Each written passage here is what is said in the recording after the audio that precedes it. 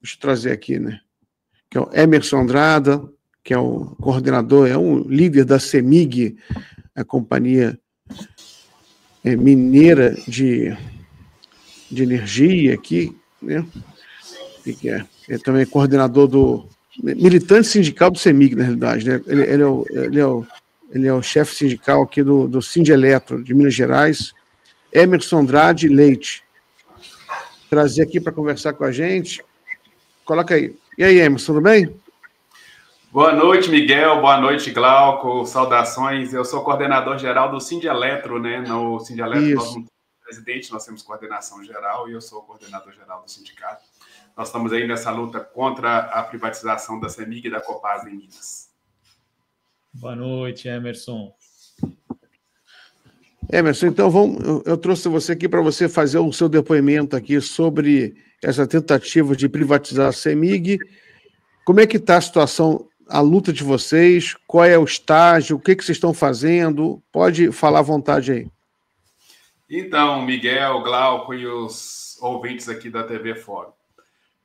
Nós, aqui em Minas Gerais, nós estamos com uma luta desde o começo do governador Romeu Zema, quando o candidato, há 7 anos atrás, dizia que se ele fosse eleito, a primeira coisa que ele faria seria privatizar as empresas públicas de Minas Gerais, principalmente CEMIG, Copasa, mas tem Codemig, tem Empresa Mineira de Comunicação, tem outros.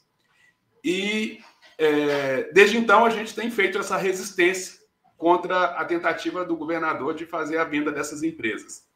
Recentemente, depois de várias tentativas, tentou incluir as empresas mineiras no regime de recuperação fiscal e agora está tentando incluir as empresas no Propag.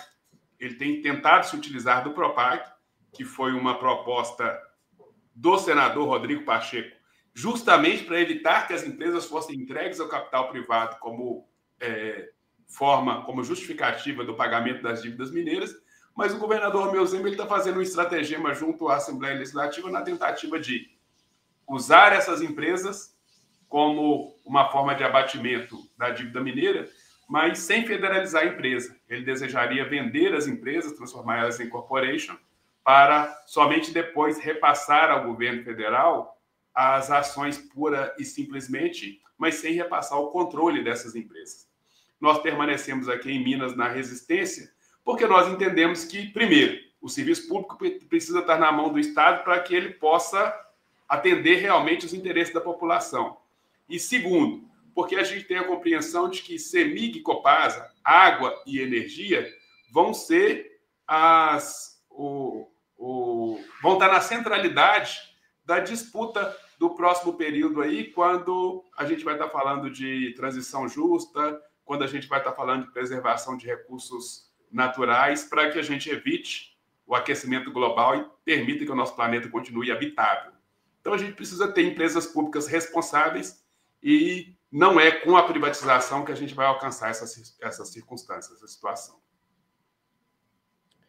Emerson, além da privatização, tem também uma proposta de emenda à Constituição que põe para pôr fim ao referendo popular que é exigido para a privatização de estatais no governo de Minas Gerais, né? Um texto que tramita na Assembleia Legislativa do Estado. Como é que está também a resistência em relação a esse ponto específico, né? Inclusive, isso foi feito ali durante o governo de Itamar Franco, à frente do Estado, Emerson. É isso mesmo, Glauco. O presidente Lula, agora há pouco, citou o Itamar Franco, citando lá uma história entre os dois. E quando ele falou, eu estava lembrando aqui. O Itamar Franco, quando ele foi governador, ele propôs, e foi acatado pela Assembleia Legislativa, uma proposta de alteração constitucional garantindo que, para privatizar as empresas mineiras, seja necessário o quórum qualificado da Assembleia Legislativa, né, os 3/5, e, além do quórum qualificado, também um referendo junto à população, caso seja aprovado pelos 3/5 da Assembleia Legislativa. E tem até uma anedota que se conta aqui em Minas Gerais, que diz que o Itamar Franco falou assim que achava essencial essa emenda constitucional, que foi aprovada na época, porque vai que o imbecil senta na cadeira de governador de Minas e resolve privatizar uma empresa tão importante para Minas Gerais. Parece que hoje nós temos o tal imbecil e a emenda constitucional está sendo essencial. E aí, Glauco, o governador está querendo, ao invés de consultar a população, que é o que prevê a emenda, ele quer alterar a Constituição e retirar o dispositivo constitucional implementado por Itamar Franco. Imagina você o tamanho, o retrocesso na democracia, se ao invés de consultar o povo, que é o verdadeiro dono das empresas, você altera a Constituição para não respeitar um determinado dispositivo constitucional que garante a democratização da gestão das empresas públicas de Minas Gerais. Chega a ser assombroso, chega a ser bizarro. Emerson, então, eu queria agradecer muito a sua participação aqui, queria que você falasse sobre como é que a gente sabe mais sobre a luta de vocês, o endereço, o site que vocês estão trabalhando, para a gente divulgar aqui. Pois é, nós temos divulgado através do site do Sindeletro, www.sindeletro.mg.org.br, também no site do Sindágua, que é o sindaguamg.org.br. E, além disso, dentro da página do Sindeletro, nós temos um hot site que tem informado para a população sobre essa nossa luta, essa nossa batalha. Nesse próximo momento, nós estamos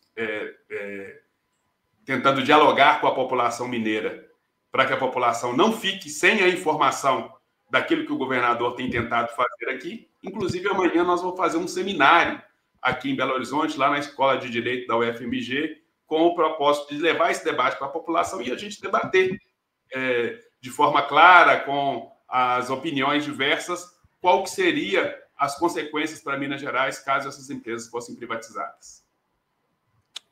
Muito bem. Emerson, muito obrigado. Então, boa sorte aí para a luta de vocês. Conte sempre com a gente. Estamos juntos aí nessa luta aí contra a privatização. Forte abraço. Inclusive, eu tenho uma tia minha que é dirigente sindical aí do Sindicato dos Engenheiros, Maria Helena Barbosa. Não sei se você conhece. Olha, a Maria Helena é uma grande amiga, é uma grande amiga. Que bom saber. Que bom saber. Agradeço a vocês aí pela oportunidade de estar aqui divulgando a nossa pauta. Então, forte abraço aí, até a próxima.